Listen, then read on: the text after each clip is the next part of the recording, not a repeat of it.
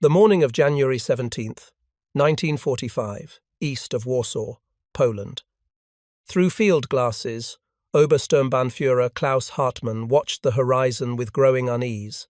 For 5 days, the earth had shaken. For 5 days, Soviet artillery had pounded German positions with a fury that exceeded anything he had witnessed in 3 years on the Eastern Front. Now, through the smoke and winter mist, he could see them coming.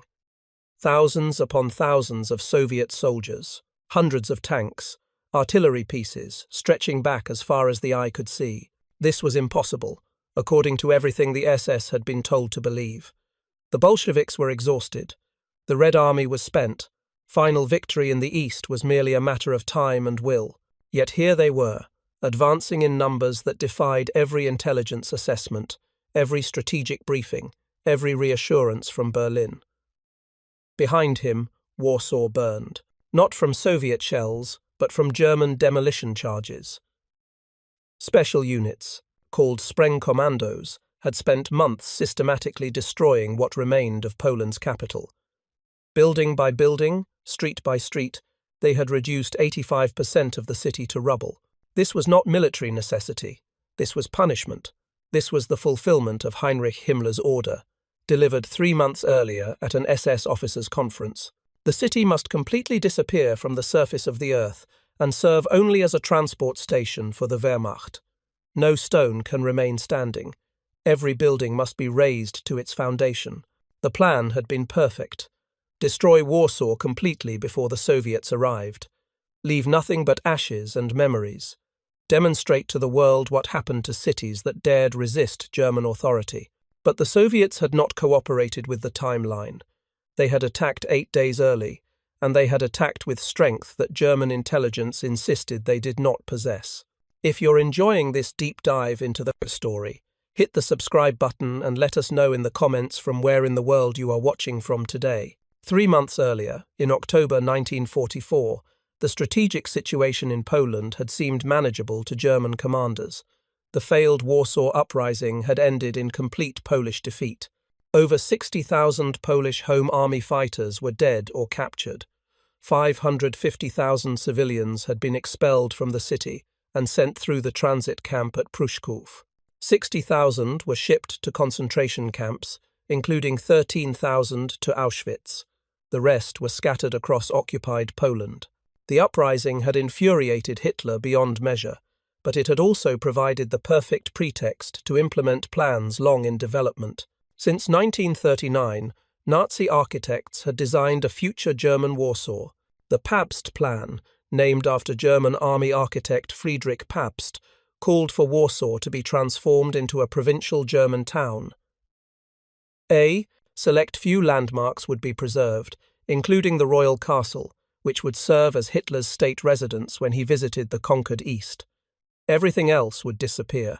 The plan consisted of 15 detailed drawings and an architectural model. Every aspect of Warsaw's destruction had been calculated with Germanic precision. The royal castle had already been badly damaged during the 1939 invasion and looted of its treasures. On September 4, 1944, German engineers dynamited the castle's remaining walls, leaving only rubble. In November, St. John's Cathedral, already damaged during the uprising, was blown into dust by special demolition charges. The twin-towered Holy Cross Church had its Baroque facade blasted apart by Goliath-tracked mines in September. The Germans would finish destroying the rest of the church in January 1945, just days before they abandoned the city. December saw the systematic destruction of Warsaw's grand palaces. The Brühl Palace, one of the finest examples of Rococo architecture in Central Europe, met its end on October 18th. Special burning detachments, Brandkommandos, used flamethrowers to methodically torch 70 to 80% of Warsaw's libraries. German engineers, supervised by architectural experts and historians, paid particular attention to the national archives, monuments, universities, and centers of Polish culture. This was not mindless destruction. This was cultural genocide conducted with meticulous planning and documentation. German Volksdeutsch photographer Alfred Mensebach from Lesno carefully photographed each stage of Warsaw's demolition. His album, discovered after the war, provided chilling evidence of how systematically the Germans had worked to erase Polish civilization from the earth. By January 1945, when the Soviets launched their offensive, Warsaw was already a corpse. Of its pre-war population of 1.3 million, fewer than 160,000 starving survivors remained, hiding in cellars and ruins. The city that had once been one of the most beautiful in Central Europe was now a wasteland of blackened rubble, demolished monuments, and burned libraries. What German planners had not anticipated was that the Soviets would arrive before the destruction was complete. More critically, they had not anticipated the scale and fury of the Soviet offensive that would shatter every German defensive line between the Vistula River and Berlin. The strategic miscalculation began months earlier, rooted in the same ideological blindness that had plagued German intelligence since the invasion of the Soviet Union in 1941. Lieutenant Colonel Reinhard Gehlen, head of Foreign Armies East, the Wehrmacht's military intelligence service for the Eastern Front, had built a reputation for accurate but pessimistic assessments of Soviet capabilities. In late December 1944, Gehlen's intelligence officers completed a comprehensive report based on months of reconnaissance, aerial photography, interrogation of prisoners, and analysis of Soviet radio traffic. The numbers were staggering and deeply alarming. German intelligence identified 225 Soviet infantry divisions and 22 armoured corps assembled between the Baltic Sea and the Carpathian Mountains. The concentration of force opposite Army Group A, defending Poland, was particularly ominous. Gehlen estimated the Soviets had massed over 2 million troops, 6,400 tanks and self-propelled assault guns, and 46,000 artillery pieces and mortars. This represented the largest concentration of military power ever assembled on a single front in human history. Chief of the German General Staff Heinz Guderian, who had championed armoured warfare and pioneered blitzkrieg tactics, understood immediately what these numbers meant. The Soviets were preparing a massive winter offensive that would dwarf anything seen on the Eastern Front since Operation Bagration 6 months earlier. On Christmas Day 1944, Guderian presented Gehlen's intelligence assessment to Adolf Hitler at a conference in the Reich Chancellery. The meeting did not go well. Hitler exploded with rage when Guderian laid out the evidence of Soviet preparations. "It's the biggest imposture since Genghis Khan," Hitler shouted, his face flushed with fury. "Who is responsible for producing all this rubbish?" The Führer refused to believe that the Soviets possessed such overwhelming strength. Nazi ideology simply could not accommodate the possibility that the supposedly inferior Slavic race, weakened by years of brutal warfare, could have rebuilt their army to this scale. Hitler dismissed Gehlen's careful intelligence work as defeatism, as propaganda designed to undermine German will. The numbers must be exaggerated, Hitler insisted. Soviet production capacity was insufficient. Their manpower reserves were exhausted. The Red Army was a hollow shell, maintained by terror and communist fanaticism, but lacking real combat power. Guderian persisted, knowing that Germany's survival might depend on Hitler accepting reality. The Soviet buildup was real. The intelligence was verified through multiple independent sources. German forces in Poland were catastrophically outnumbered and desperately needed reinforcements. If Germany evacuated the 30 divisions isolated in the Courland pocket on the Baltic coast, if Germany withdrew forces from the failed Ardennes offensive in the west, if Germany redirected even a fraction of the troops scattered across Norway, Italy, and the Balkans, Army Group A might have sufficient strength to blunt the coming Soviet assault. Hitler refused every suggestion. The divisions in Courland would remain, uselessly trapped against the Baltic, because Hitler believed they tied down Soviet forces that would otherwise attack Germany. The Ardennes offensive would continue despite its obvious failure, because Hitler could not accept that his grand strategy to split the Western Allies had collapsed. And most critically, Hitler would not believe that the Soviets were capable of launching a winter offensive of the scale Gehlen described. The meeting ended with Guderian's warnings dismissed, and Gehlen's intelligence report filed away as defeatist propaganda. Germany would face the coming Soviet onslaught with the forces already in place, outnumbered more than 5-1, with no strategic reserve and no realistic hope of stopping what was about to unfold. Army Group A, commanded by Colonel General Joseph Harpe, defended a front stretching over 300 kilometers from positions east of Warsaw, southward along the Vistula River to the Carpathian Mountains. The force consisted of 3 armies. The 9th Army deployed around Warsaw, the 4th Panzer Army opposite the Baranor bridgehead in the Vistula Bend, the 17th Army to their south. Total German strength amounted to 450,000 soldiers, 4,100 artillery pieces, and 1,150 tanks and assault guns. Under normal circumstances, this would represent a formidable defensive force. Against 2.2 million Soviet troops supported by 6,400 tanks and 46,000 artillery pieces, it was catastrophically inadequate. The disparity in air power was even more shocking.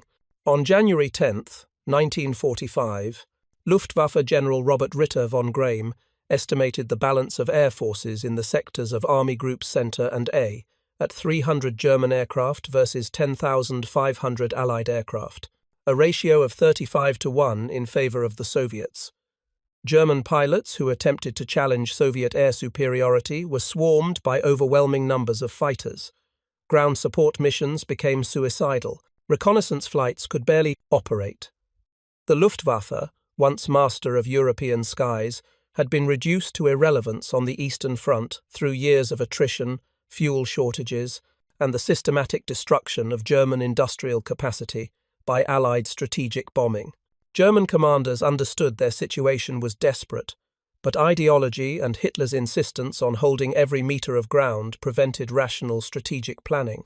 Field Marshal Erwin Rommel, before his forced suicide in October 1944 following his implication in the July 20th plot against Hitler, had warned repeatedly about Soviet material superiority.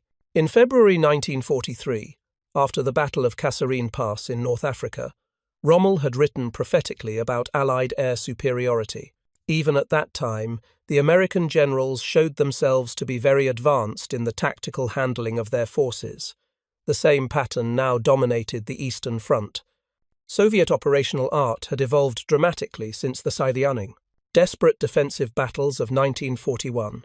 Soviet generals like Marshals Georgy Zhukov and Ivan Konev, commanding the 1st Belarusian Front and 1st Ukrainian Front respectively, had learned hard lessons about mobile warfare, combined arms operations, and the systematic exploitation of breakthrough. They had studied German blitzkrieg tactics and adapted them, adding the industrial capacity and manpower reserves that Germany lacked. The result was a Red Army that could conduct offensive operations on scales that dwarfed anything Germany had achieved in 1940 and 1941. The Soviets had built up their forces in 3 key bridgeheads west of the Vistula River. The 1st Belarusian Front held bridgeheads at Sirok and Rozan on the Neru River north of Warsaw, and at Puławy and Magnusiu on the Vistula. The 1st Ukrainian Front occupied the massive Baranor bridgehead, approximately 200 kilometers south of Warsaw. For months, Soviet engineers had worked continuously to expand and fortify these bridgeheads, bringing forward massive quantities of ammunition, fuel, and supplies. German reconnaissance observed this buildup. German intelligence analyzed it. German commanders reported it to Berlin. None of this mattered because Hitler refused to believe the intelligence and refused to authorize preemptive action or strategic withdrawal. Colonel Bogislaw von Bonin, chief of the operational branch of the German Army General Staff, understood that holding Warsaw against the coming offensive was impossible. The city had no strategic value in its current ruined state. Its garrison tied down forces desperately needed elsewhere. Defending Warsaw would accomplish nothing except the destruction of German units that might fight more effectively on better terrain closer to Germany. On January 12, 1945, the Soviet offensive began. At 4:35 in the morning, Konev's 1st Ukrainian Front launched its attack from Baranov bridgehead with a massive artillery bombardment that lasted nearly 2 hours. Soviet artillery obliterated German command posts and bunkers. Communications lines were severed. Defensive positions collapsed under the weight of concentrated fire. By mid-afternoon, Soviet forces had advanced 12 miles toward Kielce. moving through forests that German planners had calculated were untankable terrain unsuitable for armoured operations. Soviet tank armies proved German assumptions catastrophically wrong, pushing through dense woods and crossing river valleys with systematic determination. On January 14th, Marshal Zhukov's 1st Belarusian Front joined the offensive, breaking out from bridgeheads near Warsaw. The German Ninth Army, already weakened by months of defensive combat and inadequate supplies, could not contain the breakthrough. Within 24 hours, the Soviet penetration was 200 miles wide. German forces attempted counterattacks, but lacked the strength, mobility, and air support necessary to achieve anything beyond local, temporary success. The 4th Panzer Army's headquarters was destroyed in a second round of Soviet bombardments. The carefully constructed German defensive line along the Vistula, which Hitler had insisted would hold the Soviets indefinitely, collapsed within 48 hours. On January 16th, with Soviet forces threatening to encircle Warsaw from both north and south, Colonel von Bonin made a fateful decision. He gave Army Group A permission to retreat from Warsaw, directly overruling Hitler's explicit order to hold the city at all costs. Von Bonin understood he was ending his career and possibly his life. Hitler's standing orders were absolute. No retreat without the Führer's permission. Officers who authorized withdrawals without authorization were guilty of defeatism and subject to immediate arrest. But von Bonin also understood that the alternative was worse. The Ninth Army remained in Warsaw. Soviet forces would encircle and destroy it completely. Germany would lose not only the city, but also an entire army desperately needed for the defense of the Reich. Von Bonin issued the withdrawal order late on January 16th. German forces began evacuating Warsaw that night, under cover of darkness, leaving demolition teams to complete the destruction of remaining buildings and blow the bridges across the Vistula. On January 17th, 1945, 5 years, 4 months, and 13 days after German forces first occupied Warsaw, Soviet and Polish troops entered the ruined city. They found a silent wasteland. 85 to 90% of buildings destroyed. 10,455 buildings completely demolished, including 923 historical structures representing 94% of Warsaw's architectural heritage. 25 churches reduced to rubble. 14 libraries burned, including the National Library. 81 primary schools and 64 high schools destroyed. The University of Warsaw and Warsaw University of Technology were gone. Almost every monument, palace, and cultural institution lay in ruins. Of Warsaw's pre-war population of 1.3 million, only 160,000 famished survivors remained, emerging from cellars and ruins to greet their liberators. The human cost defied calculation. Between 200,000 and 250,000 Warsaw residents had died during the war. Over 500,000 had been deported, with 60,000 sent to concentration camps. Families had been torn apart. Entire generations had been murdered. Polish culture had been subjected to systematic attempted erasure. Yet Warsaw's liberation brought complicated emotions. The Soviet forces who entered the city on January 17th were not the allies the Polish resistance had hoped for. During the Warsaw Uprising 4 months earlier, Soviet forces had halted their advance and watched while German forces crushed the Polish Home Army. Soviet artillery had remained silent, while Polish fighters desperately needed support. Soviet aircraft had not intervened while the Luftwaffe bombed Polish positions. Whether this was a deliberate political decision by Stalin to allow the Germans to destroy potential opposition to Soviet domination of Poland, or whether it was a military necessity caused by overextended Soviet supply lines and German counterattacks, remains debated by historians. What is indisputable is that Warsaw fell under Soviet control rather than being liberated by Polish forces, who could have formed the basis for an independent Polish government. The Poland that would emerge from World War II would be a Soviet satellite, not the independent democracy the Polish resistance had fought to restore. But on January 17, 1945, these political complexities were overshadowed by the immediate military reality. The Liberation of Warsaw was merely one element of a Soviet offensive that was shattering the entire German defensive line in Poland. The speed and scale of the Soviet advance exceeded even the most optimistic Soviet planning assumptions. Within days of the offensive's launch, German forces were in full retreat across the entire front. Soviet spearheads advanced 30 to 40 kilometers per day, an operational tempo that Wehrmacht forces had achieved during their invasion of France in 1940 but had not seen since. On January 19th, Soviet forces captured Kraków, Poland's ancient capital, after German commanders evacuated the city without a fight rather than risk its destruction. On January 20th, Soviet armoured units reached the pre-war German frontier, crossing into Silesia and threatening Germany's vital industrial resources in the region. Hitler's response was characteristic. He sought scapegoats rather than solutions. On January 19th, 3 days after, Colonel von Bonin authorized the Warsaw withdrawal, and with the offensive clearly spiraling into catastrophe, Hitler had von Bonin arrested by the Gestapo. The colonel was imprisoned first at Flossenbürg concentration camp, then transferred to Dachau. He would survive until liberation by American forces in May 1945, but his military career was destroyed for the crime of trying to save German soldiers from pointless annihilation. Hitler also relieved Colonel General Joseph Harpe as commander of Army Group A.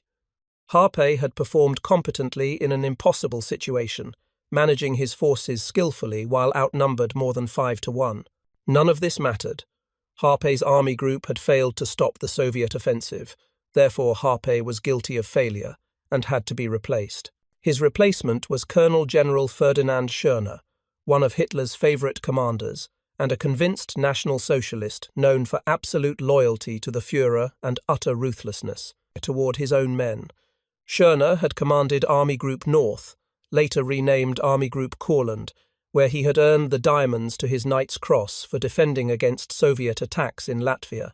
He maintained discipline through terror, personally flying in his Fiesler Storch light aircraft to rear areas where he would land suddenly and hand out death sentences on the flimsiest evidence of defeatism or cowardice. His staff meetings in the weeks after the July 20th assassination attempt against Hitler routinely opened with Schörner asking, "How many men did you hang today?" He shot soldiers for standing around without orders. He tore medals and rank insignia from officers he deemed insufficiently aggressive. He created an atmosphere of fear, where German soldiers often stated they were more afraid of their own officers than of the enemy. His subordinates nicknamed him Bloody Ferdinand. He was Hitler's idea of the perfect general for a desperate situation, a fanatic who, Bloody Ferdinand, would never question orders and would drive his men forward through sheer terror, regardless of casualties or military logic. Schörner assumed command of Army Group A on January 20th, 8 days into the Soviet offensive. His orders from Hitler were simple and impossible. Hold the Silesian industrial region at all costs. Do not yield another meter of ground. Counterattack and restore the front. These orders bore no relationship to military reality. Army Group A was in full retreat. Its formations were scattered and disorganized. Its supply lines were severed. Its communication network was shattered. Soviet forces were advancing so rapidly that German units often found themselves cut off and surrounded before they realized the front had moved past them. Schörner's appointment changed nothing except to add pointless executions of German soldiers to the growing catastrophe. The military historian Earl Ziemke would later describe the Soviet advance in vivid terms that captured its overwhelming momentum. On the 25th, Zhukov's main force passed Poznan heading due west toward Kustrin, on the Oder 40 miles east of Berlin. The path of the Soviet advance looked like the work of a gigantic snowplow, its point aimed on a line from Warsaw to Poznan to Berlin. All of Army Group A was being caught up by the point and the left blade and thrown across the Oder. The snowplow metaphor perfectly captured the systematic destruction of German defensive positions. This was not tactical brilliance by individual Soviet commanders, though tactical skill certainly contributed. This was material superiority on a scale that made tactical considerations secondary. German forces could not stop what they could not match. They could not match Soviet artillery firepower. They could not match Soviet armoured strength. They could not match Soviet air superiority. They could not match Soviet logistics that kept offensive operations supplied across hundreds of kilometers of advance. Most critically, they could not match Soviet manpower reserves that allowed the Red Army to absorb casualties that would have crippled German forces. By January 25th, Soviet forces encircled Poznan, a major city located at the junction of 6 railroads and 7 roads, massively fortified and garrisoned by 60,000 troops. The German commander received Hitler's standard order to hold to the last man. The siege would last until February 22nd, tying down 6 Soviet divisions that could have advanced further into Germany. But the siege of Poznan did not slow the main Soviet advance. Zhukov simply bypassed the city and continued westward.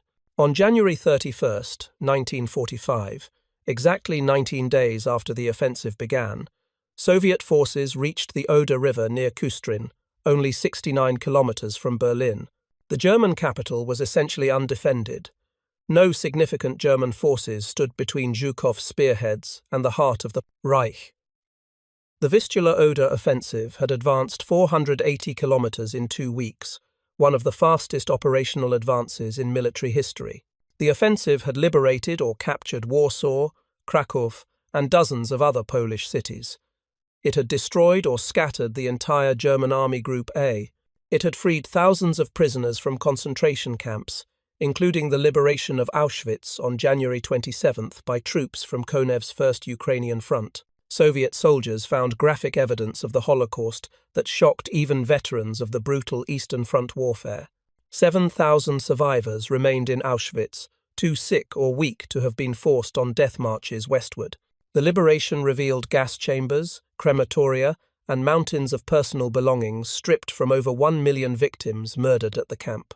The moral justification for the Soviet war effort, if any justification were needed beyond legitimate self-defense against German invasion, was laid bare in the horror of Auschwitz.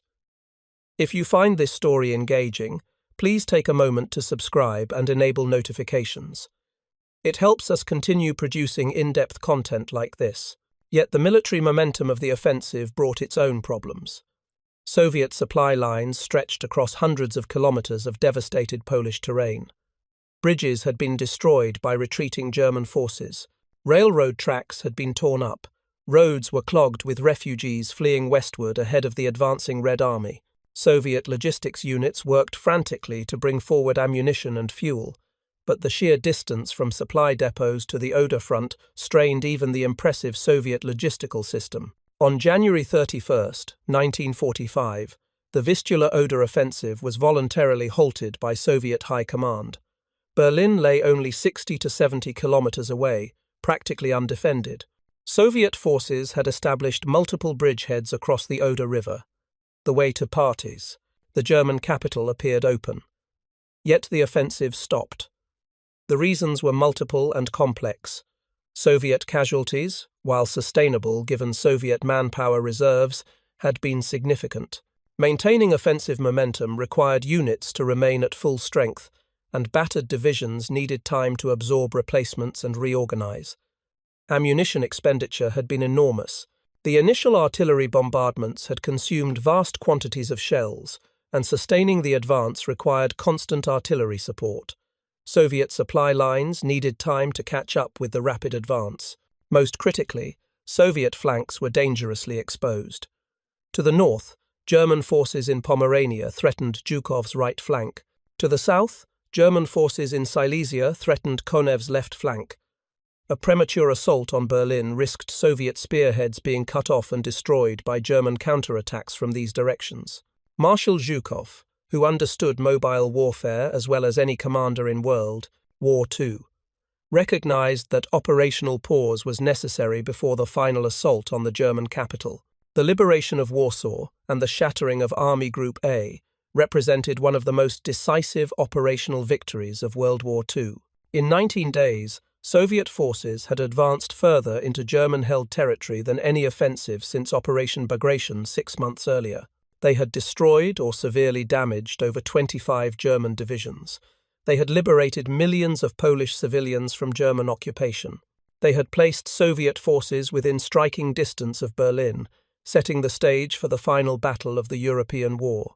For the SS officers who had laughed at intelligence warnings about Soviet strength, who had dismissed Gehlen's reports as defeatist propaganda, who had believed Nazi ideology's promises that Slavic inferiority guaranteed German victory. The Vistula-Oder offensive was a catastrophic revelation.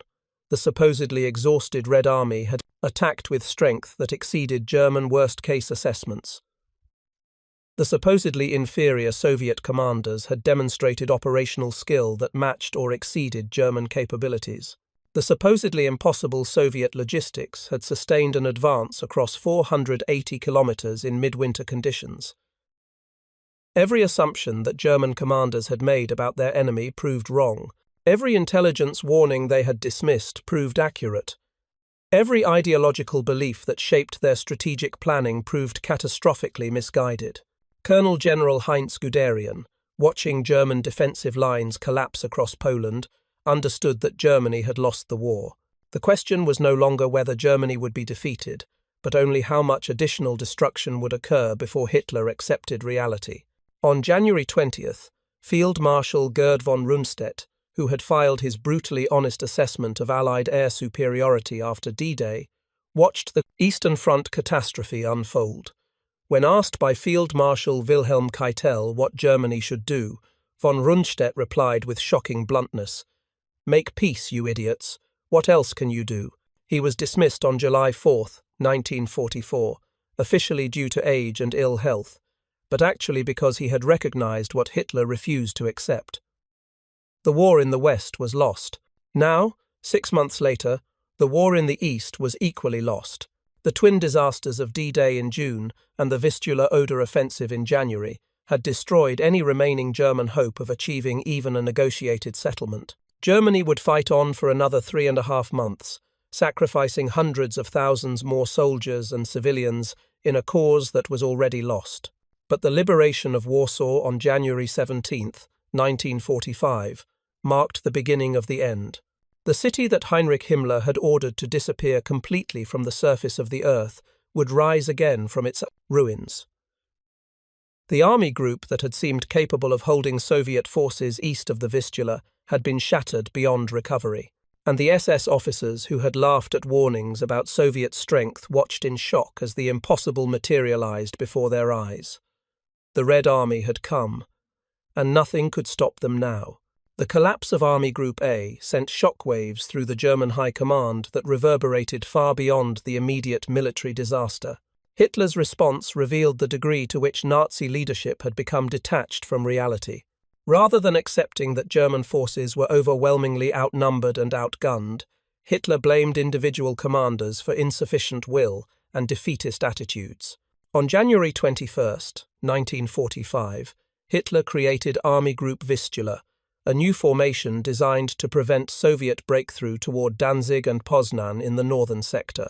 The appointment of this new army group's commander demonstrated how far Hitler's strategic judgment had deteriorated. He chose Heinrich Himmler, the Reichsführer SS, head of the Gestapo, architect of the Holocaust, and a man with virtually no military command experience above battalion level. Himmler had spent his career organizing police forces, concentration camps, and genocide. He had never commanded large military formations in combat. He had never planned or executed divisional or corps-level operations. He had never managed the complex logistics required to sustain armies in the field. His primary qualification was absolute loyalty to Hitler and unwavering commitment to National Socialist ideology. Himmler's appointment as commander of Army Group Vistula was symptomatic of a larger pattern that had accelerated throughout the war's final year. Professional military competence had become secondary to political loyalty in Hitler's selection of senior commanders. Generals who provided accurate but pessimistic assessments were dismissed as defeatists. Officers who questioned Hitler's strategic decisions were arrested. Commanders who withdrew without authorization, even when withdrawal was militarily necessary to prevent encirclement and destruction, faced courts-martial and execution. The result was a German officer corps, increasingly populated at senior levels by fanatics and yes-men who told Hitler what he wanted to hear rather than what he needed to know. Ferdinand Schörner, now commanding the renamed Army Group Center, formerly Army Group A, exemplified this new breed of Nazi general. On January 25th, Hitler implemented a confusing reorganization designed to create the illusion of control while changing nothing about Germany's strategic situation. Army Group A became Army Group Center. The old Army Group Center became Army Group North. The old Army Group North, trapped in the Courland pocket, became Army Group Courland. This musical chairs with Army Group designations accomplished nothing except to generate confusion in an already chaotic command structure. General Lothar Rendulic was brought down from Norway to replace Schörner as commander of the former Army Group North. Rendulic's appointment lasted 12 days before he was reassigned to command the new Army Group North, formerly Army Group Center, on January 27th. The constant shuffling of commanders, which had reached disruptive levels during Operation Bagration in June 1944, continued at an accelerated pace. Officers barely had time to familiarize themselves with their commands before being relieved or reassigned.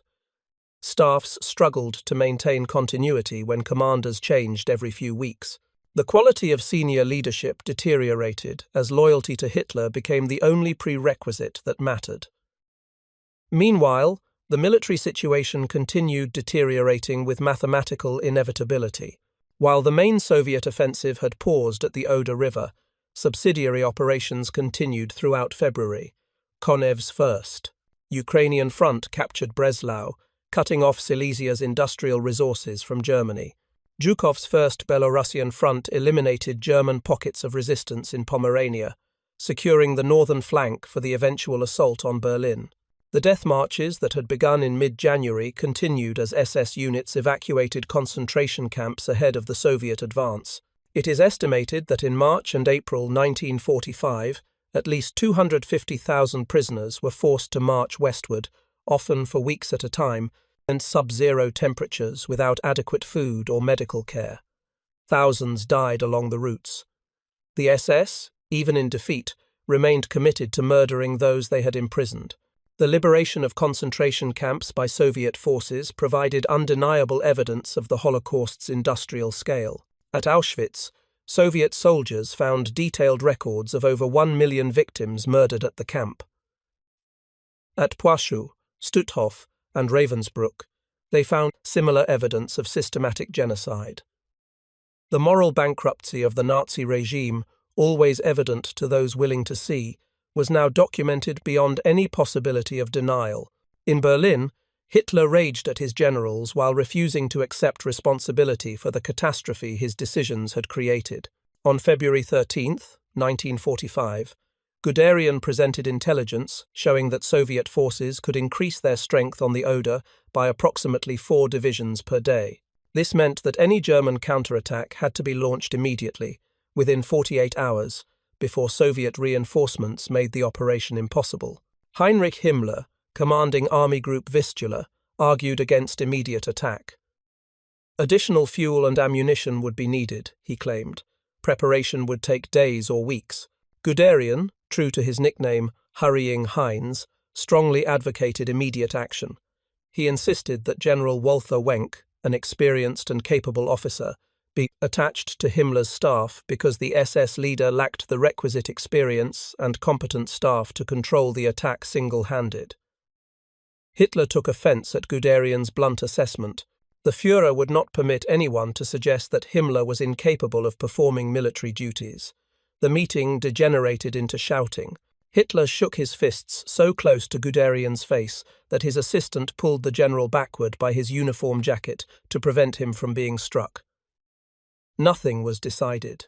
No attack was launched. The moment for potential counterattack, if such a moment ever existed, passed while Hitler defended Himmler's military reputation, and Guderian was dismissed as defeatist. On February 27, 1945, Guderian took General Reinhard Gehlen to meet Hitler at the Reich Chancellery for the last time. Gehlen, whose intelligence assessments had proven devastatingly accurate throughout the Soviet offensive, offered one final suggestion. He proposed using amplified phonograph records of tank tracks, marching feet, and other sound effects to persuade the Soviets that Germany had built up large reserve forces. The German situation had deteriorated to the point where sound effects were all Gehlen could offer for the once powerful Third Reich. Hitler embraced the idea enthusiastically, issuing orders on March 5th for these deception measures to be implemented. The following month, Hitler dismissed Gehlen as chief of Eastern intelligence. There is nobody less popular than a prophet of misfortune whose predictions have been proved true in every detail, Gehlen wrote in his memoirs. The prophet had been proven right on every assessment. The Soviets had possessed the strength Gehlen reported. They had launched the offensive Gehlen predicted. They had advanced with the speed and power Gehlen calculated.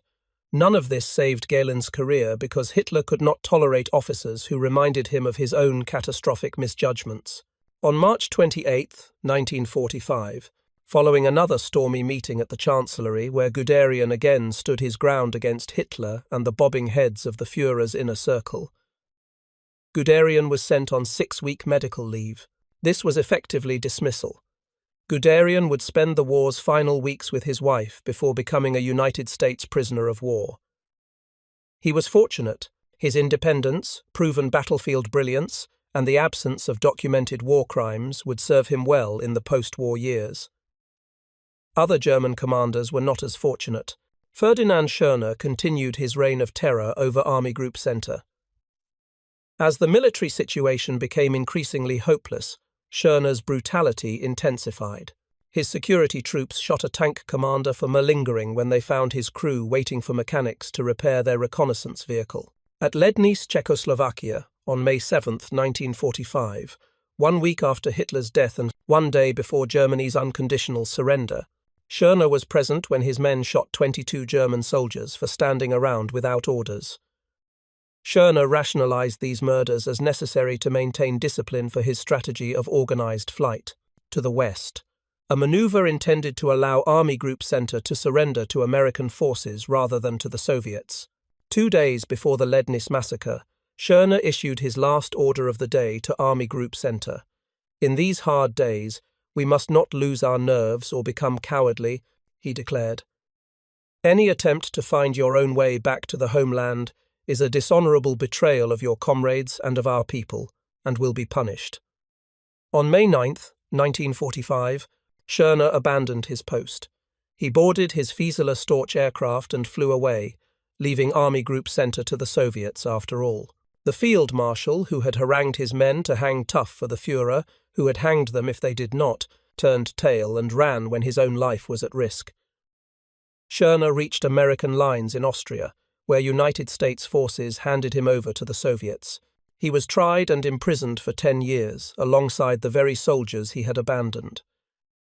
Freed in late 1954, Schörner returned to West Germany to face additional prosecution. He was convicted of killing German soldiers and spent 4 more years in prison. It could not have happened to a more deserving individual. The liberation of Warsaw, while a significant moment in the Vistula-Oder offensive, was ultimately one element in a much larger transformation of European political and military reality. The offensive destroyed Germany's last major army group on the Eastern Front. It placed Soviet forces within striking distance of Berlin. It demonstrated beyond question that Germany had lost the war. It set in motion the final phase of World War II in Europe, a phase that would culminate in the Battle of Berlin, Hitler's suicide, and Germany's unconditional surrender. For the people of Warsaw, liberation brought mixed emotions that would define Polish-Soviet relations for decades. The Polish Home Army, which had launched the Warsaw Uprising in August 1944, hoping to liberate the city before Soviet forces arrived, had been crushed with enormous casualties. The Western-backed Polish government in exile in London had been marginalized. The Soviet-backed Committee of National Liberation would form the basis of Poland's post-war communist government. The question of whether Soviet forces deliberately halted their advance in August 1944 to allow the Germans to destroy the Polish Home Army remains controversial. Modern Russian historians generally blame the lack of coordination on the Home Army's desire to liberate Warsaw before the Soviets arrived. Western historians often argue that Stalin tactically halted Soviet forces to eliminate potential opposition to Soviet domination. Poland. Contemporary German sources assumed the Soviets were trying to link up with the resistance and believed German defense prevented Soviet advance rather than Soviet reluctance to advance. The truth likely combines elements of all these factors. Soviet forces had advanced rapidly through Belarus in Operation Bagration and faced German counterattacks from elite panzer divisions rushed from across Europe. Soviet supply lines were overextended. Red Army units were exhausted. These military realities made immediate support for the Warsaw Uprising extremely difficult, but Stalin's political calculations cannot be ignored. The Warsaw Uprising was launched by forces loyal to the Polish government in exile in London, not to the Soviet-backed communist administration.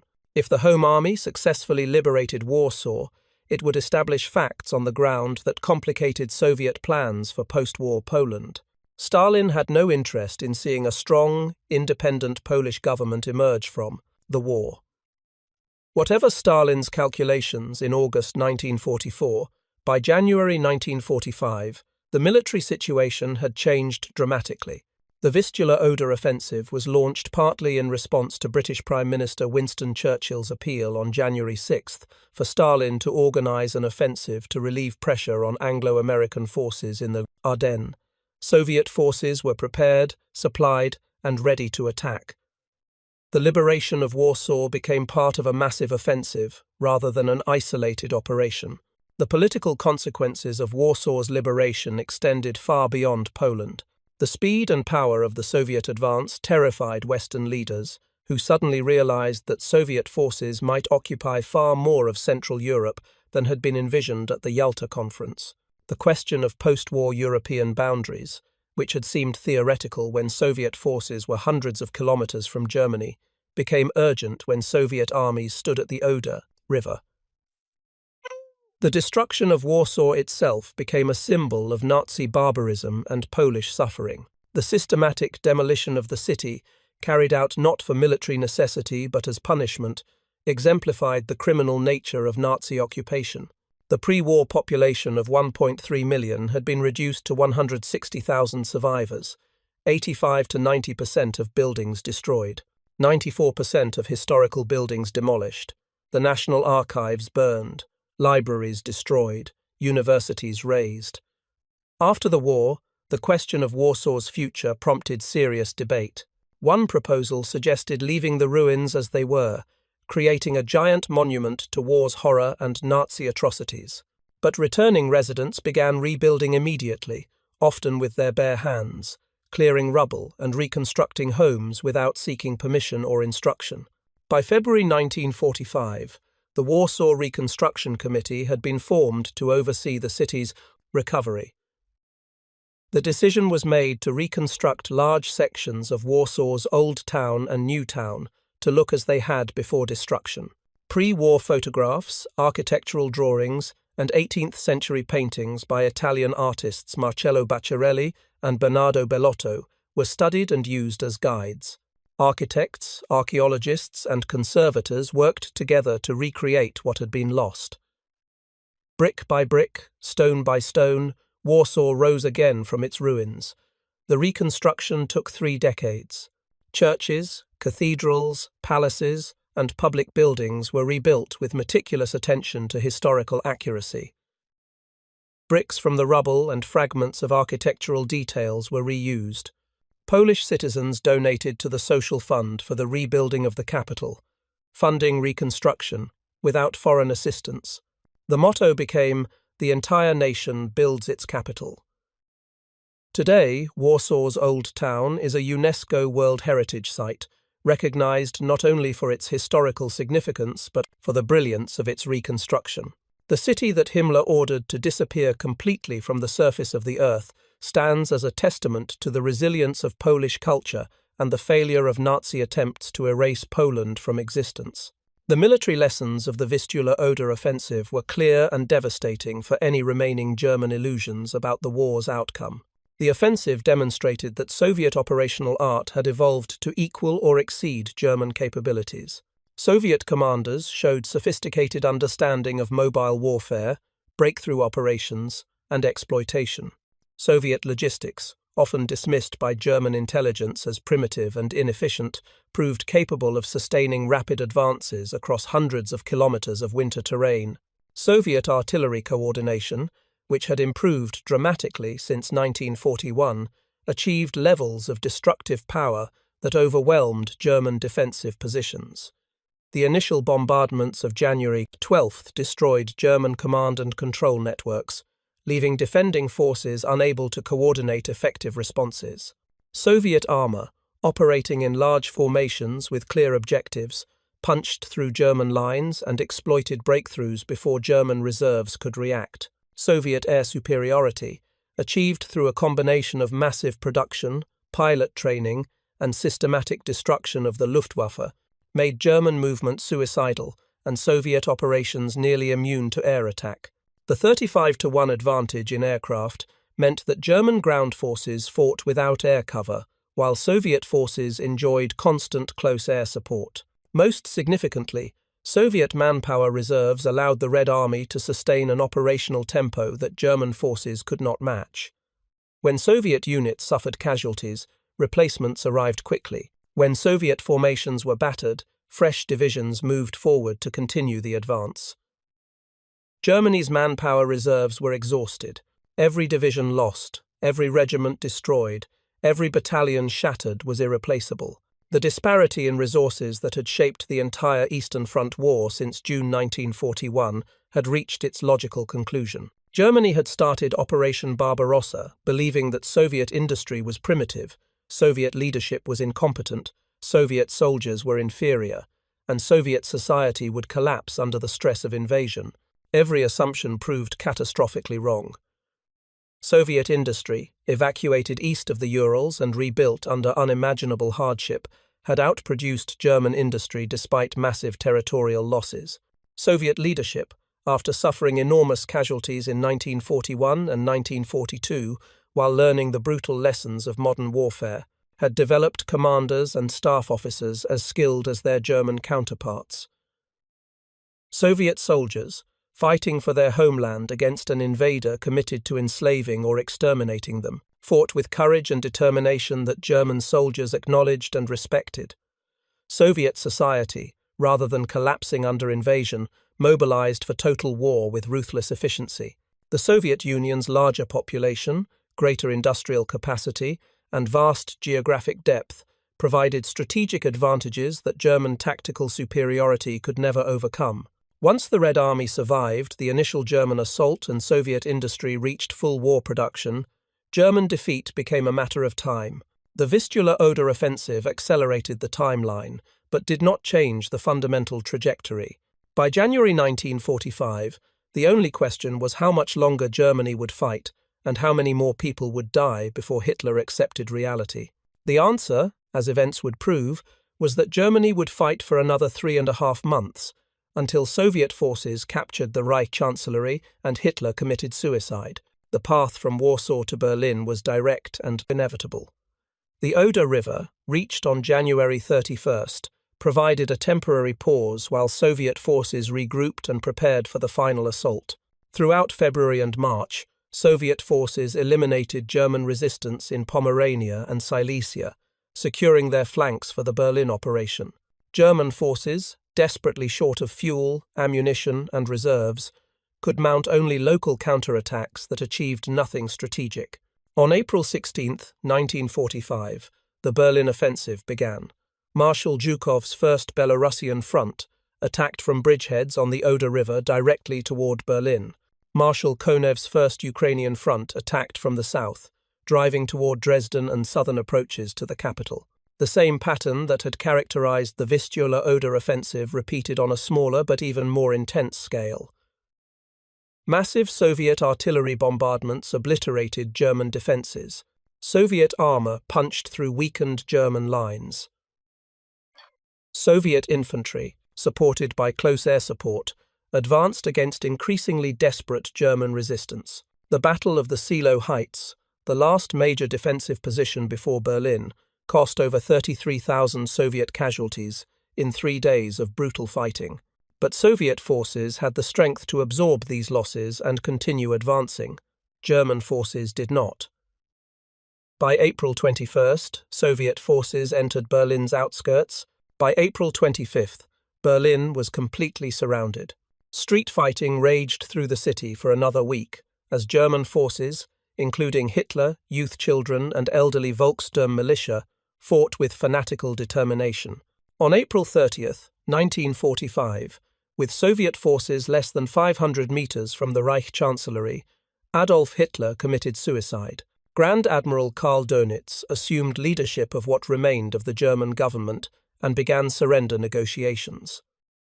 On May 2nd, Berlin's garrison surrendered. On May 7th, at Allied headquarters in Reims, France, General Alfred Jodl signed Germany's unconditional surrender, effective May 8th. On May 9th, a second surrender ceremony occurred in Berlin for Soviet benefit. World War II in Europe was over.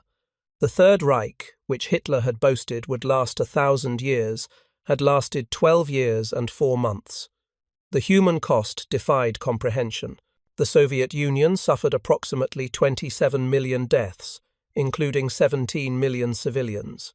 Poland lost approximately 6 million people, including 3 million Polish Jews murdered in the Holocaust. Germany suffered over 7 million military and civilian deaths. The total death toll for World War II exceeded 70 million people worldwide, making it the deadliest conflict in human history. The liberation of Warsaw on January 17, 1945, represented one moment in this enormous tragedy. But it was a moment that crystallized larger truths about the war's nature and outcome. Nazi ideology, based on theories of racial superiority and contempt for Slavic peoples, had led Germany to catastrophic strategic miscalculations. The SS officers who dismissed Soviet strength, who laughed at intelligence warnings, who believed Nazi propaganda about Bolshevik weakness, discovered too late that ideology was no substitute for accurate assessment. The systematic destruction of Warsaw, carried out as punishment rather than military necessity, exemplified the criminal nature of Nazi occupation.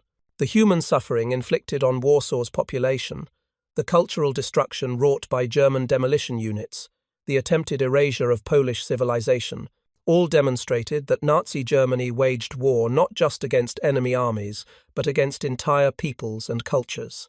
The speed and power of the Soviet advance, shattering Army Group A in 19 days and advancing 480 kilometers to the Oder, proved that the Red Army had become one of the most formidable military forces in history. Soviet generals like Zhukov and Konev had mastered the art of operational warfare. Soviet industry had achieved production levels that exceeded German capacity. Soviet society had mobilized for total war with determination that Nazi ideology insisted was impossible for communist states. For the German commanders who had warned of Soviet strength, who had provided accurate intelligence, who had recommended realistic strategic options, the Vistula-Oder offensive was vindication that came too late. Reinhard Gehlen's intelligence reports, dismissed by Hitler as defeatist propaganda, proved accurate in every detail. Heinz Guderian's pleas to evacuate forces from Courland and reinforce the Eastern Front, rejected by Hitler as lack of will, would have provided the reserves needed to slow, if not stop, the Soviet advance. Colonel von Bonin's decision to evacuate Warsaw, which resulted in his arrest and imprisonment, saved the Ninth Army from complete destruction. Professional military judgment, suppressed by Nazi ideology and Hitler's megalomania, had been proven correct. But professional judgment could not save Germany from the consequences of years of strategic miscalculation, ideological blindness, and criminal policies that had made Germany enemies of virtually the entire world. The liberation of Warsaw marked the beginning of the end for Nazi Germany. The city that German forces had occupied for 5 years, 4 months, and 13 days was free. The army group that had defended Poland was destroyed. The path to Berlin lay open, and the SS officers who had laughed on January 17, 1945, watching demolition teams complete Warsaw's destruction, would not be laughing when Soviet forces entered Berlin 3.5 months later. The story of Warsaw's destruction and liberation contains no triumph, only tragedy and hard-won justice. The city's pre-war population of 1.3 million was reduced to 160,000 survivors, 85 to 90% of buildings destroyed, centuries of Polish cultural heritage deliberately demolished. But Warsaw survived, Polish culture survived, and Germany's attempt to erase Poland from existence failed completely. The speed with which Nazi assumptions collapsed when confronted with reality stands as an enduring warning. Ideology divorced from facts produces catastrophic strategic failure. Intelligence ignored because it contradicts preferred narratives leads to disaster. Leaders who surround themselves with yes men who tell them what they want to hear rather than what they need to know make decisions that destroy nations. Thank you for watching. For more detailed historical breakdowns, check out the other videos on your screen now, and don't forget to subscribe.